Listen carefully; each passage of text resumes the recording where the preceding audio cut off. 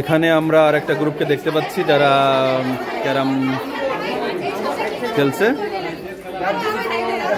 মেয়েরা ও সুন্দর চেষ্টা করছে মেয়েরা।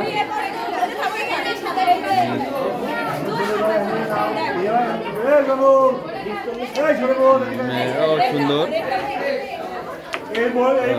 করছে। আমরা খেলার ফাঁকে ফাঁকে মেয়েদের মতামত নেওয়ার চেষ্টা করব এবং বার্ষিক ক্রীড়া প্রতিযোগিতা অনুষ্ঠানে তাদের অনুভূতি এবং ভালো লাগার বিষয়টা আমরা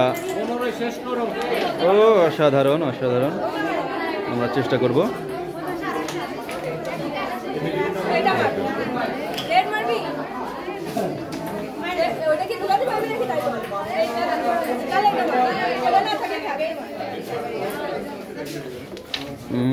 অসাধারণ খুব ভালো খেলছে।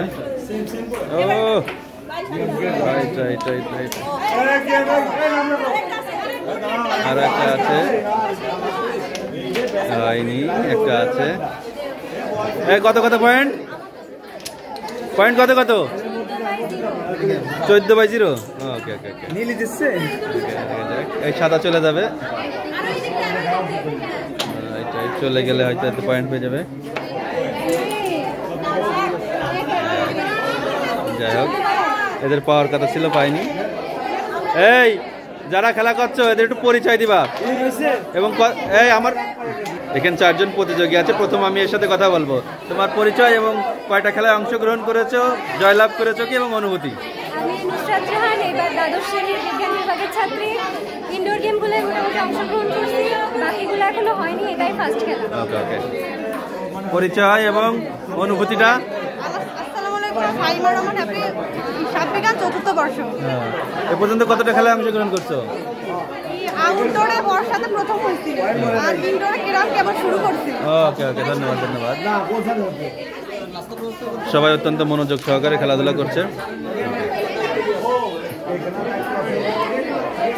ও 2টা গুটি দিয়ে দিয়েছে একেবারেই অসাধারণ। তোমার পরিচয়, কয়টা অংশগ্রহণ করেছো, কোনটা জয়লাভ করেছো কি এবং অনুভূতি। নুসরাত জাহান লিজা, এবার অনার্স দ্বিতীয় বর্ষে আছি।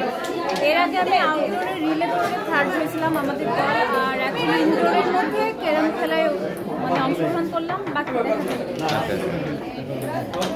এরপর আমার লাস্ট আছে, তার সাথে একটু কথা বলবো।